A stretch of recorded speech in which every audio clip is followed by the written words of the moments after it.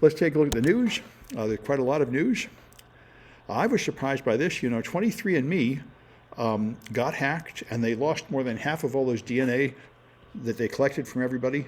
And there's more history here that's interesting, how the company was founded by one of Google's CEO's wife, and she just sort of stole it from somebody else and didn't seem to be competent at running it and pushed out the actual person that originated it and all that.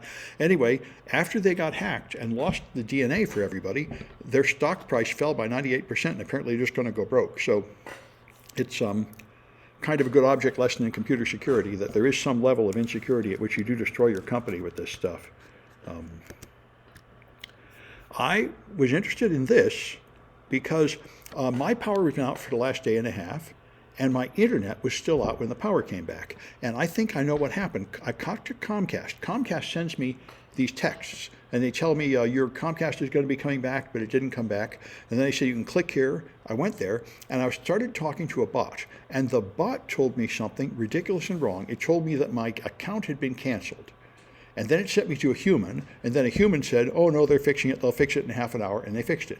And I realized what happened after this, because one of my consulting jobs, just today, they were talking about how they want to outsource their customer service to an AI. There's a big company that does this called Poly AI. In fact, I remembered the name of it. Poly AI is the company that will make a voice assistant online to take over your customer service. And I don't know if Comcast is using this, but I suspect they're using something like it, because I realized after it was over, it just completely lied to me. It just made up a complete lie. Your account has been canceled. I thought my credit card's gone bad or something. That was not the right answer at all. But this is what we're going to get a lot of, because these AIs lie like 20 or 30% of the time. And what they do is you upload your company-like documents, and it's supposed to look up the answer in the documents, but instead it just sort of makes up the answer loosely based on inspiration from the documents. Anyway, I thought it was interesting. I think we'll be having a lot more of this. We have an AI that just completely lies to you. It's a thing to be aware of, and I find in my consulting gigs, this is something most executives do not understand, is that AI is not like a search engine. Like Google search looks up something, and it sends you to the page, and you see what's on the page. AI just makes stuff up, blatantly, stuff that is not true at all, often. It's a thing to be aware of. Anyway, this is something else I've seen before. When portable devices first came out about 12 or 15 years ago, and everybody started getting iPhones and miniature computers, there was a big argument whether you'd be allowed to use that on a job. And the legal people said, no, you have to force everybody to come to work and use that desktop computer, only use that for work and not use their portable device. And pretty soon they said, if you enforce that rule, everybody good will leave, because you're so much more productive on your iPhone and your tablet and everything, that everybody gets so much more work done that way that they won't put up with being forced to come to use your office machine. And now the same thing's happening over return to office. Everybody's gotten used to working from home, and I must say I've worked from home my whole life, I guess, really, except when I was in a corporate job, in a financial job. But I mean, as a college teacher, you work from home, and journalists work from home, everybody does.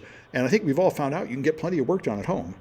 And they found the same thing. Your best employees are the ones that will leave, because they have choices. Your best employees can get another job, and so they're not going to put up with your 5-day return to the office thing. They're going to say, forget this. I'm going to find another job. So I think, this is something we've been predicting since the 60s, is that we wouldn't have to have rush hours on the freeways and lines and commuter buses and everything. Everybody will just log in on the internet instead of going to work. And now that it's here, people are resisting it. The one group that's really suffering is San Francisco businesses. I mean, the stores and restaurants and everything downtown are suffering because there's nobody going to work anymore. But I think they just need to adapt. I don't think it's going to come back. I think a large number of people are not interested in coming back to the office. I see some questions here. 23 has been getting hacked for a while. Yeah, just went through this with Walmart. Yeah, that's right. Yes, so I think it's a thing to know about AI. The number one risk of AI is it will just do the wrong thing. Anyway, So this is worse and worse. Their 10,000 papers have been retracted, and they're explaining what happened here. And I realized I ran into this 40 years ago too. When I was a PhD student getting a PhD in physics, I was the grader for the early quantum mechanics classes. And there was a guy taking the quantum mechanics classes who was from Russia, and he told me he already had a PhD in Russia, but America refused to honor it, and he had to earn a whole new PhD.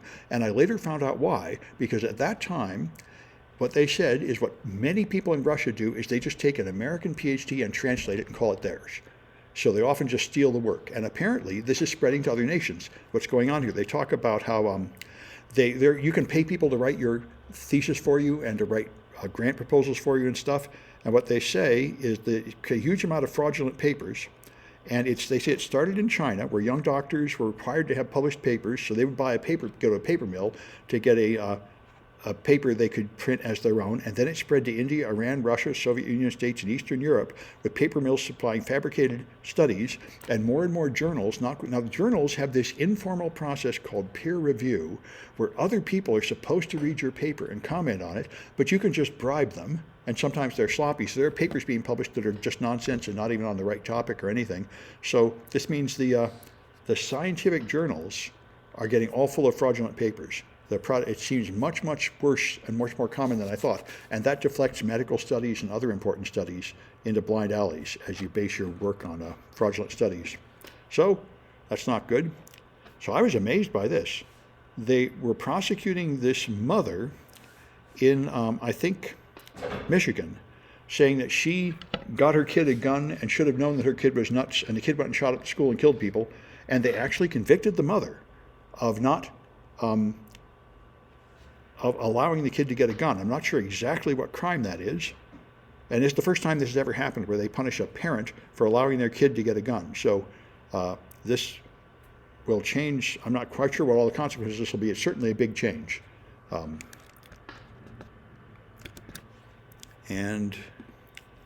Right, this one's pretty amazing. 3 million malware-infected toothbrushes made a botnet. As they've been predicting this for 10 years, as more and more little devices have computers and the internet in them, like light bulbs and everything, they're just available for botnets, and Mirai was one of the first botnets. I haven't heard of this one before, toothbrushes, but anything with an internet connection can be infected, and then get enough of them together, you can then do attacks. So this is the brave new world of the Internet of Things. Anyway, let me stop this one.